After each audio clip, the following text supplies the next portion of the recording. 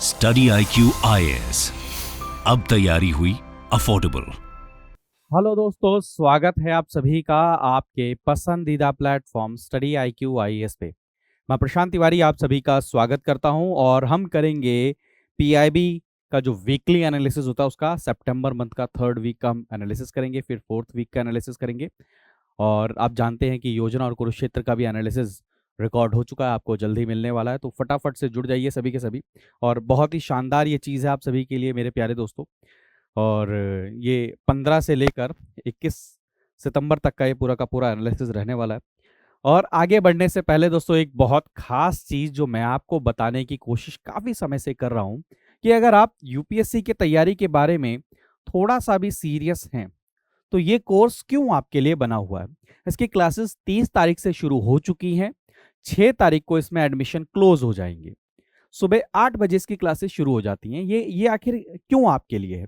इसमें देखिए आपको प्रीलिम्स और मेंस के लिए इसमें आपको जीएस मिलेगा, आपको प्रीलिम्स की टेस्ट सीरीज मिलेगी जिसमें 40 से ज्यादा टेस्ट होंगे, आपको मेंस आंसर राइटिंग मिलेगी, आपको मेंस के लिए मेंटोरशिप मिलेगी, आपको प्रीलिम्स से पहले क्रैश कोर्स मिलेगा, हैंड रिटन नोट्स मिलेंगे। क्या चीज नहीं है। और यही चीज अगर आप बाहर लेने जाएंगे तो ऑलमोस्ट 2.5 लाख की उसकी कॉस्ट पड़ेगी। और सेम चीज आपको यहां पर मिलती है महज 18,999 रुपए में PRT लाइव कोड यूज करके। तो आज ही एनरोल करिए, इसे लेट मत करिए, डिले मत करिए। तो चलिए आगे बढ़ते हैं। और आगे बढ़ने से पहले अगर आप मेरे साथ इंस्टाग्राम ट्विटर पर जुड़ना चाहते हैं, टेलीग्राम पर जुड़ना चाहते हैं तो इन सब जगह पे जुड़ जाइए। टेलीग्राम पर आपको दोस्तों इसकी PDF मिल जाएगी। तो सबसे पहले न्यूज, इंजीनियर्स डे 2022। तो कई बार क्या होता है, डे के हिसाब से क्वेश्चन पूछ लिया जाता है। तो कब मनाया जाता है? 15 सितंबर को हम 15 सितंबर को हम नेशनल इंजीनियर्स डे के रूप में मनाते हैं, पहली बात तो। और क्यों मनाते हैं ये चीज याद रखिएगा। हम विश्वेश्वरैया जी, जिनको हम सर MV भी बोलते हैं, उनका जन्म दिवस इसी दिन हुआ था 1860 में। इसलिए हम क्या करते हैं, इसको इंजीनियर्स डे के रूप में मनाते हैं। कब से घोषणा हुई? 1968 में इंडियन गवर्नमेंट ने डिक्लेयर किया कि 15 सितंबर को हम नेशनल इंजीनियर्स डे के रूप में मनाएंगे। तो आपसे क्वेश्चन क्या क्या पूछ सकते हैं। सबसे पहली बात तो इंजीनियर्स डे कब मनाया जाता है नेशनल? तो 15 सितंबर। दूसरी चीज, किसकी याद में, किसका जन्म था? तो विश्वेश्वरैया जी का आप नाम ले लेंगे। तीसरी चीज ये कि कब अनाउंस किया। आपको कह देंगे कंफ्यूज करने की रिसेंटली 2015 में या 2014 में, क्योंकि बहुत सारे इनिशिएटिव हुए ना रिसेंटली, तो वो आपको कंफ्यूज करने के लिए कह देंगे कि रिसेंटली ये इनिशिएटिव लिया गया। तो आप कहोगे नहीं, ये 1968 का क्या है, इनिशिएटिव है। बस इससे ज्यादा और पढ़ने की जरूरत नहीं। देखिए PIB में ज्यादातर चीजें आपको क्या मिलेंगी जो प्रीलिम्स में डायरेक्ट पूछा जा सकता है या किसी वनडे एग्जाम में डायरेक्ट पूछा जा सकता है। क्योंकि हिंदू न्यूज़पेपर एनालिसिस में तो हम क्या करते हैं, वहां पर एनालिटिकल पर्सपेक्टिव तो वहां पर करते ही हैं। अब PIB के अंदर में क्या होता है, क्योंकि एक गवर्नमेंट का ऑफिशियल इंफॉर्मेशन आपको यहां मिलती है, सारी की सारी चीजें। तो यहां पर कई चीज, जैसे अब ये देखिए ई बाल निदान, तो ये क्या है, एक पोर्टल है। बाल निदान यानी कि बाल से समझिए चिल्ड्रन, बच्चे, चिल्ड्रन, और निदान यानी कि उनकी समस्या को क्या करना, हल करना। तो ये चीज समझिए ये किस लिए बना है। जो बच्चों के ग्रीवांसेस हैं, चाइल्ड राइट से रिलेटेड, मान के चलिए किसी बच्चे का चाइल्ड का ह्यूमन जो राइट है, जो चाइल्ड राइट है, उसका कोई वायलेशन हुआ है, तो वो अपने ग्रीवांसेस को यहां पर क्या कर सकते हैं, रजिस्टर कर सकते हैं। इस पोर्टल पर अपने आप को रजिस्टर कर सकते हैं। तो किसके अंदर में, विमेन एंड चाइल्ड डेवलपमेंट, उस मंत्रालय के अंडर में ये सारी चीजें आती हैं। प्लीज इन चीजों को नोट करते रहिए, एग्जाम में डायरेक्ट क्वेश्चन यहां से पूछे जाएंगे। तो ई बाल निदान is an online complaint redressal portal है, जिसको 2015 में लॉन्च किया गया था। ठीक है। और इसके अंदर में मान के चलिए कोई भी वॉलेशन होता है जो कमिट किया गया है किसके अगेंस्ट में, चाइल्ड के अगेंस्ट में, उसको यहाँ पर रिपोर्ट किया जा सकता है। ठीक है। और इसको कौन मैनेज कर रहा है, किसके अंडर में आ रहा है? तो आपका एक जो स्टैट्यूटरी बॉडी है, प्लीज याद रखिएगा word statutory, constitutionally statutory body कौन सी है, National Commission for Protection of Child's Right. Please इस चीज को नोट कर लीजिएगा, NCPCR, ये क्या है, एक स्टैट्यूटरी बॉडी है। स्टैट्यूटरी जब बॉडी में कहता हूं तो इसका मतलब क्या है, ये किसी एक्ट के थ्रू बनी है। अब वो कौन से एक्ट के थ्रू बनी है, कौन से एक्ट के थ्रू बनी है, commission for Protection of child rights, please याद रखिएगा। ठीक है, उसके तहत में बनी है, तो स्टैट्यूटरी बॉडी है, कॉन्स्टिट्यूशनल बॉडी नहीं है। शेड्यूल जो शेड्यूल कास्ट से रिलेटेड जो कमीशन है वो कॉन्स्टिट्यूशनल बॉडी है, ओबीसी से रिलेटेड कॉन्स्टिट्यूशनल बॉडी है, एसटी से रिलेटेड कॉन्स्टिट्यूशनल बॉडी है। ये क्या है? Statutory body. प्लीज ये कुछ चीजें हैं जिनको डिफ्रेंशिएट करते रहा करिए, ठीक है, और सारी की सारी चीजों से रिलेटेड। तो एनसीपीसीआर, एनसीपीसीआर क्या करता है? इस ई निदान, जो ई बाल निदान जो पोर्टल है उसको क्या करता है? मैनेज करता है। ठीक है, क्लियर है? तो प्लीज याद रखिएगा, कमीशन ने क्या किया? रिवैम्प किया है ई बाल निदान पोर्टल को, जिसके अंदर में और बहुत सारे फीचर्स आ गए हैं, बहुत सारी चीजें आ गई है। आपसे क्वेश्चन ये पूछा जाएगा ई बाल निदान क्या है, और ये क्या है? ये ऑनलाइन कंप्लेंट मैनेजमेंट सिस्टम है। ऑनलाइन कंप्लेंट यहाँ पर की जा सकती है, सारे के सारे जो चाइल्ड से रिलेटेड जो ग्रीवांस हैं उनको यहाँ पर किया जा सकता है। कौन कर रहा है? आपके national Commission for Protection of child rights. ठीक है, बस इतना याद रखिए, एनसीपीसीआर, और कुछ करने की जरूरत इससे नहीं है। नेक्स्ट है India observes world ozone day. अब ओजोन डे, देखिए ऐसे क्वेश्चन आते हैं, आप सभी जानते हैं ओजोन लेयर को बचाने की बार बार बात की जा रही है कि जो क्लोरोफ्लोरोकार्बन्स इस्तेमाल किए जाते रहे पहले, अब तो उन्हें धीरे धीरे फेज आउट कर दिया गया। वहां पर क्या रहा? वो ये देखा गया कि उन्होंने क्या किया? ओजोन को डिप्लीट करना शुरू किया। ओजोन लेयर काम क्या करती है दोस्तों? ये जो हार्मफुल रेज आती हैं सूर्य से, उनको धरती तक पहुंचने नहीं देती हैं। तो मेरे दोस्तों याद रखिएगा, ये हमने अभी क्या 28 वर्ल्ड ओजोन डे मनाया है। अब ये कौन सी डेट को मनाते हैं? ये हम मनाते हैं 16 सितंबर को मनाते हैं। तो 16 सितंबर को ऐसा क्या हुआ था? 16 सितंबर को दोस्तों मॉन्ट्रियल प्रोटोकॉल क्या हुआ था? साइन हुआ था। अब यहां से कुछ चीज समझिए कि वर्ल्ड ओजोन डे 16 सितंबर को मनाते हैं।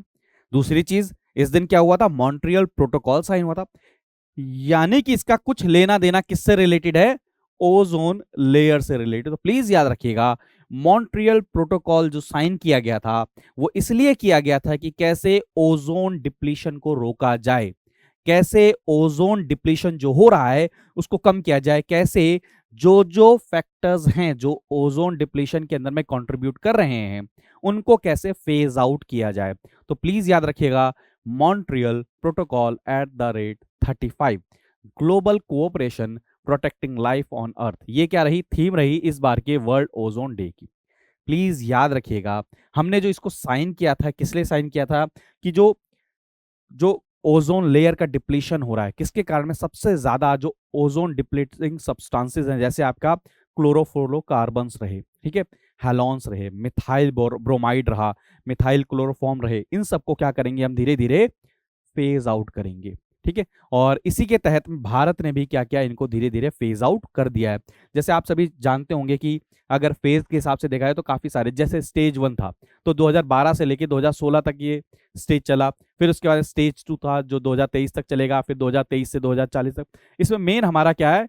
हाइड्रोक्लोरोफ्लोरोकार्बन्स, इनको क्या करना है? फेज आउट करना है, क्योंकि ये बहुत इंपॉर्टेंट। देखिए अभी पिछली स्लाइड में बताया, जैसे ब्रोमाइड है, जहां पे क्लोरीन हो गया और ये ब्रोमाइड, ये दोनों के दोनों जहां पर इन्वॉल्व हो रहे थे, ये क्या करते हैं? रिएक्ट करते हैं, और उसके कारण में हमारा जो ओजोन है वो डिप्लीट हो जाता है, यानी कि उसमें एक तरीके से आप कह सकते हैं छेद होने लग जाता है। ओजोन है क्या? O3। ठीक, तो वहां पर जब केमिकल रिएक्शन होता है क्लोरीन के साथ में, क्लोराइड के साथ में, जब वो फ्री हो जाता है वहां पर, क्योंकि सनरेज के कारण में फ्री हो जाता है, और वहां पर एक रिएक्शन होता है, और रिएक्शन के कारण में आप देखिए क्लोरोफ्लोरोकार्बन्स क्या करते हैं? ये O3 को ब्रेक कर देते हैं। अब जब वो O3 को ब्रेक कर देंगे तो जो ये लेयर बरी की पूरी बनी हुई है इसमें क्या हो जाता है? डिप्लीशन हो जाता है, और इसके कारण में जो सनरेज हैं, वो हार्मफुल जो रेज हैं वो पृथ्वी तक पहुंच जाती हैं। तो इसलिए इसको कहा गया कि कैसे प्रोटेक्ट करना है। तो आपके लिए यहां से इंपॉर्टेंट क्या है? सबसे इंपॉर्टेंट चीज क्या है? O3 ozone. दूसरी चीज वर्ल्ड ओजोन डे 16 सितंबर, दूसरी चीज।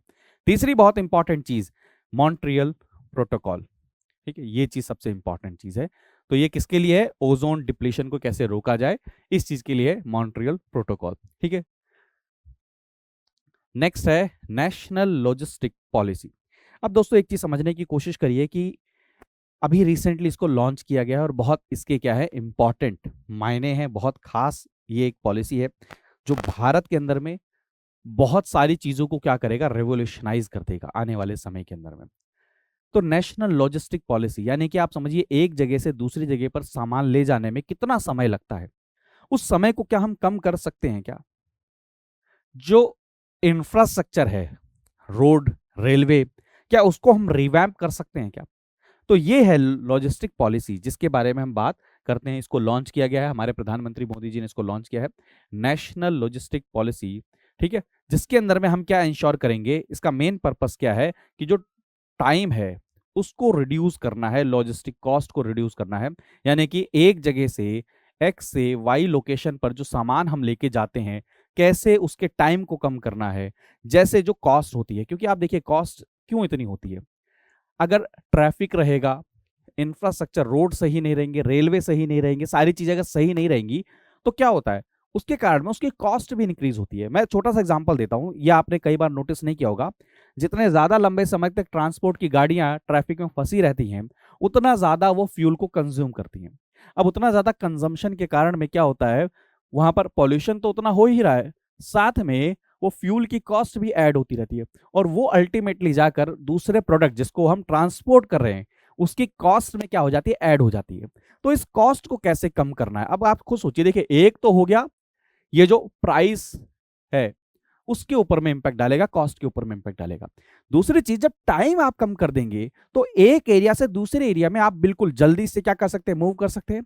और ये जो हम एक्सपोर्ट करने की कोशिश करते हैं, जो हम कहते हैं कि आत्मनिर्भर भारत बनना है, जो हम कहते हैं कि भारत को एक्सपोर्ट का हब बनाना है, उसमें भी हेल्प करेगा। दूसरी चीज, तीसरी बहुत इंपॉर्टेंट चीज, इसको हम क्या करेंगे, हम एक साथ पैरेलल चलाएंगे किसके साथ में, जो हम पीएम गति शक्ति, गति शक्ति के अंदर में क्या इंफ्रास्ट्रक्चर डेवलप करने की बात करते हैं। अब जब ये चीजें आपस में मर्ज करेंगी दोस्तों, तो ये किस में हेल्प करेंगी आपको, ये हेल्प करेंगी जॉब क्रिएशन के अंदर में।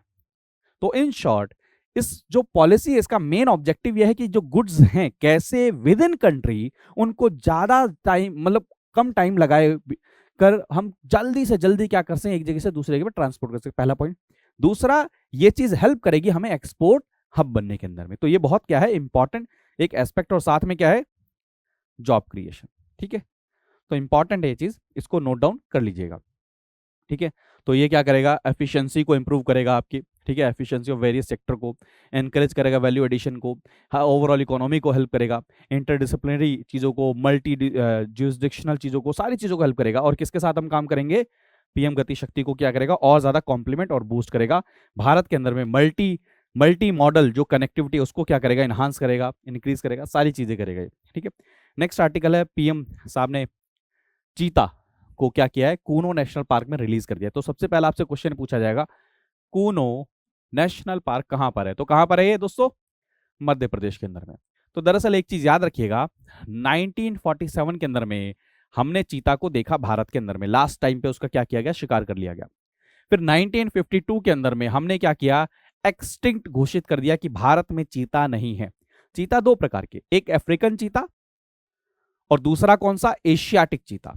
तो एशियाटिक चीता कहां पर, अभी सिर्फ और सिर्फ ईरान में मिलता है, आगे वाली स्लाइड में। लेकिन भारत में हमने कहा कि 1952 में वो क्या हो गया है, एक्सटिंक्ट हो गया है, खत्म हो गया, भारत में नहीं पाया जाता। तो अभी हमने क्या किया, नामीबिया से, जो अफ्रीकन कंट्री है, वहां से क्या किया है, चीता को लेकर आए हैं, कहां पर, कूनो नेशनल पार्क मध्य प्रदेश के अंदर में। कुछ इंपॉर्टेंट फैक्टर जिन चीजों को क्या करिएगा आप, याद कर लीजिएगा। तो क्या किया है, प्रोजेक्ट चीता के तहत में प्राइम मिनिस्टर मोदी जी ने क्या किया, वाइल्ड चीता को कूनो नेशनल पार्क में क्या किया, रिलीज किया है। कौन कितने आए हैं, 8 चीता को लेकर आया गया, प्लीज याद रखिएगा, जिसके अंदर में 5 फीमेल हैं, 3 मेल हैं, ये प्लीज याद रखिएगा। और कौन सी कंट्री से लेकर आए हैं, नामीबिया से लेकर आए। कहां से, नामीबिया से लेकर आए। भारत में 1952 में क्या हुआ था, एक्सटिंक्ट हो गया था, भारत में कहा गया एक्सटिंक्ट हो गया, कब हमने कहा, 1952 के अंदर में, ठीक है। तो प्लीज याद रखिएगा चीजें। दूसरी चीज, अब ये कुछ फैक्ट है एशियाटिक चीता से रिलेटेड। आईयूसीएन स्टेटस क्या है एशियाटिक चीता का, क्योंकि आप खुद देखिए भारत में एक्सटिंक्ट हो गया तो नंबर कितने कम होंगे, आप खुद सोचिए। तो ये क्या है, क्रिटिकली एंडेंजर्ड है, भारत में तो है ही नहीं। और कहां पर पाया जाता है इस समय, प्रेजेंट टाइम पर, अभी ये आपको मिलेंगे सिर्फ और सिर्फ ईरान के अंदर में मिलेंगे। अब ईरान वैसे भी न्यूज में, तो प्लीज इसको प्रिपेयर कर लीजिएगा, एग्जाम के लिए क्या हो जाएगा, इंपॉर्टेंट हो जाएगा। भारत में हमने 1952 में इसको क्या किया, एक्सटिंक्ट घोषित कर दिया था, ठीक है। ये स्मॉलर रहते हैं, प्लीज याद रखिएगा। और अफ्रीकन चीता ये अभी आपके वल्नरेबल है, क्योंकि इनका जो संख्या है बहुत ज्यादा है, और नामीबिया में सबसे ज्यादा है, प्लीज याद रखिएगा, ठीक है। तो ये कुछ चीजें हैं, नामीबिया से हमने लाया है। तो नामीबिया की कंट्री को भी देख लेते हैं कहां पर है। आपसे कंफ्यूज करने के लिए कह देंगे कि ये क्या है, एक लैंड लॉक्ड कंट्री है। तो आप कहेंगे नहीं भाई साहब, लैंड लॉक तो नहीं है, बिल्कुल भी नहीं है। देख लीजिए आप, उसकी बॉर्डर किसके साथ में लगती है? अंगोला, जैम्बिया, जिम्बाब्वे, बोत्सवाना, नीचे चले जाएंगे साउथ अफ्रीका। तो ये सारी की सारी चीज़ें क्या है, इंपॉर्टेंट एस्पेक्ट है जिनको आपको प्रिपेयर करके रखना है। ठीक है, इसके बेनिफिट क्या क्या है? सबसे पहली बात तो डाइवर्सिफाई करेगा इंडिया के वाइल्ड लाइफ और उसके हैबिटेट को। ग्रासलैंड जो इकोसिस्टम है उसको रिस्टोर करने में हेल्प करेगा। ठीक है, आपके साथ में क्या करेगा, ये जो बायोडाइवर्सिटी है उसके कंजर्वेशन में हेल्प करेगा। ठीक है, ये सारी की सारी चीज़ें हैं, तो अच्छी चीज़ है, इसको प्लीज़ नोट कर लीजिएगा, एग्जाम में आ सकता है। और भारत के कोई और अचीवमेंट है क्या? जी हाँ, प्रोजेक्ट टाइगर हो गया। तो टाइगर्स के जो नंबर है हमारे यहाँ पर क्या हो रहे हैं, धीरे धीरे इंक्रीज हो रहे हैं, लगातार बढ़ रहे हैं। जैसे आप देखिए 2014 में कितने थे? 2226, 2226। अब कितने हो चुके हैं? 2967। ये बहुत बड़ी चीज है दोस्तों, 2967। कब? 2018 के अंदर, प्रोजेक्ट टाइगर के अंदर में। ऐसे हम लायन का भी क्या कर रहे हैं, कंजर्वेशन की बात करते हैं। ठीक है, तो हम डेडिकेटेड पूरी टीम लगी हुई है। ठीक है, डेडिकेटेड टीम लगी है, एशियाटिक लायंस की पॉपुलेशन को कैसे ग्रो किया जाए, टाइगर की पॉपुलेशन को कैसे ग्रो किया जाए। ऐसी अगर चीता आता है, चीता की पॉपुलेशन भी अगर ग्रो होती है तो ये भी क्या है, हमारे लिए बहुत बड़ी एक उपलब्धि रहेगी। ठीक है, चलें, नेक्स्ट है international treaty on plant genetic resources for food and agriculture. अब आप खुद सोचिए कि जो प्लांट्स हैं, जो एग्रीकल्चर के अंदर में सीड यूज किए जाते हैं, उनको प्रिजर्व कैसे किया जाए, उस डाइवर्सिटी को कैसे प्रिजर्व किया जाए, वो जेनेटिक जो धरोहर चली आ रही है एग्रीकल्चर की फील्ड में, क्रॉप्स की फील्ड में, इनको कैसे प्रिजर्व किया जाए। तो याद रखिएगा, international treaty on plant genetic resources for food and agriculture. ठीक है, इसके अंदर में क्या हुआ, ये कब बना था आपको याद होना चाहिए कि 2001 के अंदर में, 2001 के अंदर में फाओ, फूड एंड एग्रीकल्चर ऑर्गेनाइजेशन, ये ऑर्गेनाइजेशन किसकी है? यूएन की ऑर्गेनाइजेशन है, यूएन की ऑर्गेनाइजेशन है। उसने इसको क्या किया था, 2001 के अंदर में अडॉप्ट किया था। इस किसको? इस वाले इसको एग्रीमेंट को, इस वाले क्लॉज को, इसको किससे रिलेटेड? कौन सा? International treaty on plant genetic वाले को। ठीक है, और इसको क्या हुआ, 149 कंट्रीज ने क्या किया था, इसको साइन किया, इंक्लूडिंग इंडिया, उन्होंने भी इसको क्या किया, साइन किया। तो प्लीज याद रखिएगा, इसके अंदर में मेन ऑब्जेक्टिव क्या है? प्रिजर्व करना। किसको प्रिजर्व करना? जो क्रॉप डाइवर्सिटी है उसको कैसे प्रिजर्व किया जाए। इसके अंदर में हुआ क्या, इस ट्रीटी के अंदर में क्या हुआ, इन्होंने सबसे पहली बात तो ये कहा कि जो फार्मर्स होते हैं वो बहुत इंपॉर्टेंट रोल प्ले कर रहे हैं प्लांट्स और क्रॉप की डाइवर्सिटी को क्या करने के लिए, बचाने के लिए। और क्रॉप की डाइवर्सिटी बहुत इंपॉर्टेंट है पूरे वर्ल्ड को, पूरे वर्ल्ड के लिए, फूड सिक्योरिटी के लिए। तो इसमें क्या है, फार्मर्स का बहुत इंपॉर्टेंट रोल है। और इसके लिए क्या किया है, ग्लोबल इकोसिस्टम बनाया गया जो फार्मर्स को, प्लांट ब्रीडर को, साइंटिस्ट को क्या करेगा, प्लांट से रिलेटेड जो जेनेटिक मटेरियल है वो प्रोवाइड किए जाएंगे, यानी कि एक फॉरम मिल गया। तो प्लीज याद रखिएगा, इन शॉर्ट अगर मैं बताऊं तो ये क्या है, ये ट्रीटी किस चीज के लिए? प्लांट्स की डाइवर्सिटी को कैसे प्रिजर्व किया जाए, कैसे कंजर्व किया जाए, उस चीज से रिलेटेड है। ठीक है, बस इससे ज्यादा और कुछ पढ़ने की जरूरत नहीं है इसके अंदर में। ठीक है, क्लियर है? चलें आगे बढ़े। तो इसका ऑब्जेक्टिव यही है कि contribution of world small farmer को करना है, इफेक्टिव मैनेजमेंट करना है, प्लांट जेनेटिक रिसोर्सेज को मैनेजमेंट करना है। ठीक है, सारी की सारी चीज़ें हैं। नेक्स्ट है आपका स्केल ऐप। अब स्केल ऐप से याद रखिएगा किससे रिलेटेड है, लेदर इंडस्ट्री से रिलेटेड है। किससे? लेदर इंडस्ट्री से रिलेटेड। अब ये डायरेक्ट आपसे पूछ लेंगे scale app recently seen in news, किससे रिलेटेड है? तो इसको अभी रिसेंटली लॉन्च किया गया लेदर सेक्टर के अंदर में, क्योंकि आप सभी जानते हैं लेदर जो सेक्टर है उसके अंदर में लेबर की बहुत ज्यादा क्या रहती है, जरूरत रहती है। और लेबर स्किलफुल रहनी चाहिए, क्या रहनी चाहिए, स्किलफुल रहनी चाहिए। तो वो कैसे स्किल को उनको दिया जाए, कैसे वहां पर जो कुछ गैप अगर रह गया इंडस्ट्री और वहां पर जो नीड है उसको कैसे फुलफिल किया जाए, तो इस ऐप के थ्रू उसको किया जाएगा। जहां पर आप ये देखिए, लेदर लेदर इंडस्ट्री के बारे में अगर पढ़ने की कोशिश करें तो 44 लाख लोग हैं जो क्या कर रहे हैं, एम्प्लॉयड हैं इस सेक्टर के अंदर में। और एम्प्लॉयमेंट जनरेशन के अंदर में लेदर इंडस्ट्री का बहुत इंपॉर्टेंट रोल है।